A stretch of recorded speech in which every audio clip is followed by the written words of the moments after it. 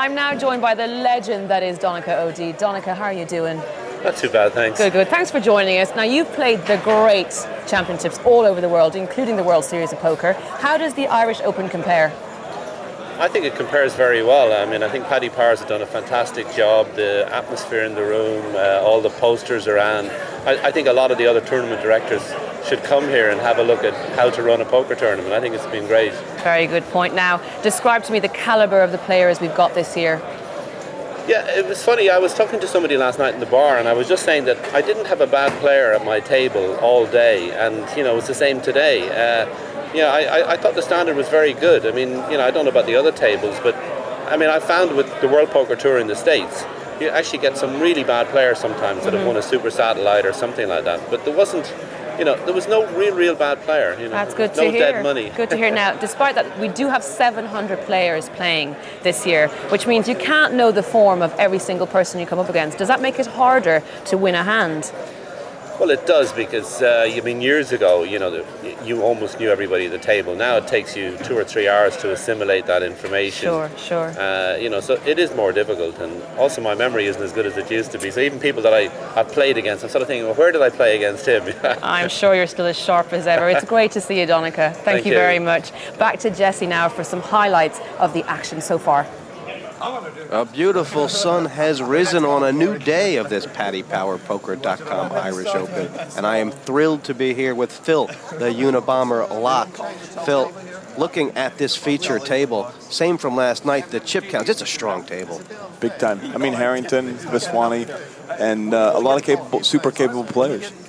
Did you play with any of these guys in your experience yesterday? Or I didn't play with any of these guys yesterday, but I've played with them in the past, some of them, and they know how to play. It's going to be fun watching this many capable players at the same time. This is kind of like move day, second day, isn't it? They may reach the money, but if they don't, they're going to get darn close. I mean, what are people's strategies? It depends on the stack. Aston Eotis has a ton of chips. We've been calling him Elvis. Elvis. We'll call him Elvis, yeah. He's the G.I. Joe Elvis today. And, and then some of these guys only have 15,000. 32. Well, that's a short stack. Patrick has like 12,000. What is it? 16,000. Yeah, Park sat down at this table very late last night, and this will basically be the first hand he's had. 2 queens right off the get-go. And holy cow. Well, Elvis has limped in here under the gun with King 8. I would play the King 8. Will he call for 24? Don't tell everybody I'm your hero, Dan. Yeah. Spoil my reputation. Well, it's Elvis in his military days. Yeah. G.I. Elvis. You're my manager. And Parg takes a pot. I mean, not a huge pot. He had to have raised, I guess. I didn't know that he did. Yeah, Elvis limped in, and Parg made it 3,200. I'll go and have a long. I mean, how could you bluff at this table? It's also very interesting. I mean, since this is the same table from last night, Phil, these guys have all had a chance to go home and think about new strategies, haven't they? Yeah, and settle into everybody's energy. I hate after I spend 5 hours at the table and then I have to move. I almost always like staying at the same table. Pass. Well, 800 for Cruz Callahan in the big blind, and here comes Padraig. He's off again.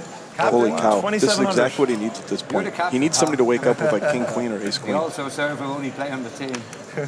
He said 2,700. Which is about 3.5 times the big blind.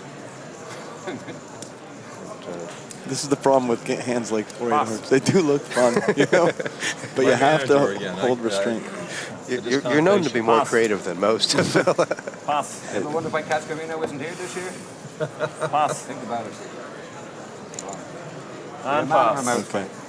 Well, I mean, he's going to show it, yeah. And normally you don't show your hands, but it's nice when you short stack to show a hand or two. That way you snap your opponents into realizing maybe I shouldn't play with them. Because normally you don't want action. Well, Parkinson hasn't gotten action yet on his big hands, but with 4 and 800 blinds and running ante, there's about 1,400 in every pot. That's worth it. Right. It's a 10% uptick. Well, Parkinson's now at 20,000, so. Well, I'd be disgusted if I saw it on the TV. You just don't. And Parkinson thumping the table like he is ready to rock and roll. He's stoked. Yeah, he wanted action so bad with those aces. Phil, I mean, some people look around this table and say, geez, this is a tough one. And other players, they just lick their lips and say, it's a whole lot of fun. This is what you play poker for. Yeah, big time. It's funny because sometimes you want to be at tables with pros because they'll be playing a little bit too fast. But these are polished pros, and they get the pace right. They don't get ahead of themselves, you know. But these guys, as they get a ton of chips. 3,500. What does he have? Well, this is the first, it's ace-7. Ace-7. Oh, boy. And Elvis thinking of the re-raise on the button. Re-raise. He's definitely going to re-raise. And never slow play. I mean, remember that ace rag is 30% to crack kings. It's just an obscenely huge percent. You've got to put pressure on guys with ace rag when you have. Pass. 3,500 plus some. And is there any argument for Marty Smith to go farther in this hand? He's playing very well. No. I had a few. But I mean, it's easy when we see the hands too. He'll be all right. Elvis could be thinking. A little nervous, but I mean, Asti and Otis. Is that what you guys been calling him? I've been calling him Elvis.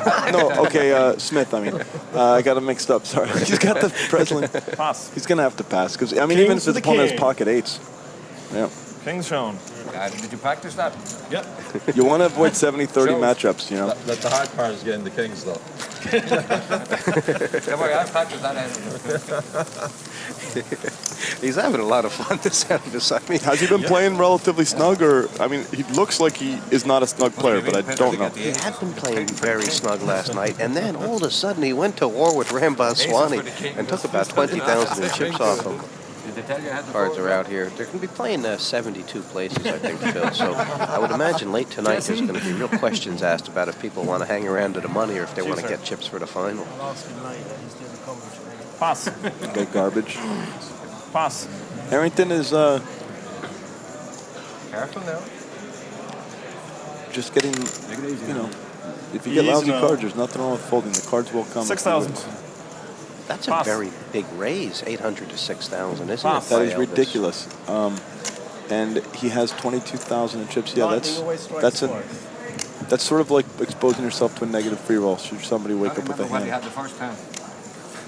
800, just make it Just want to see what you're 24. gonna wear next. It's, although you might get a better hand to fold, which might happen. Pass. I mean, since we can see the cards, perhaps the overraise an indication that he doesn't want to get called.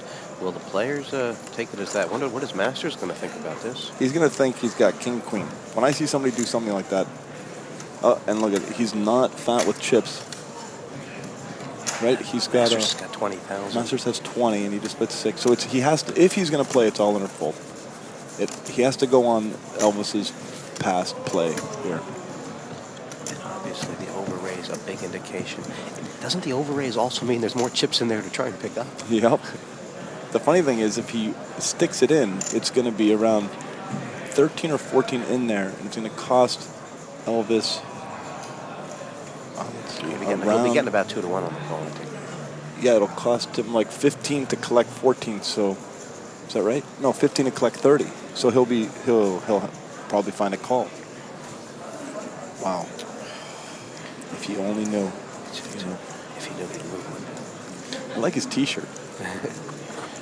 I mean, Masters has got a lot of experience, and by the way, right now Elvis knows he's beat and is just praying for a fold. Because when somebody goes in the tank like this, it looks like pocket 6s, pocket 10s, ace 10. You got pocket 7? See, he's trying to think, can I be in a race? I re-raise all that. wow.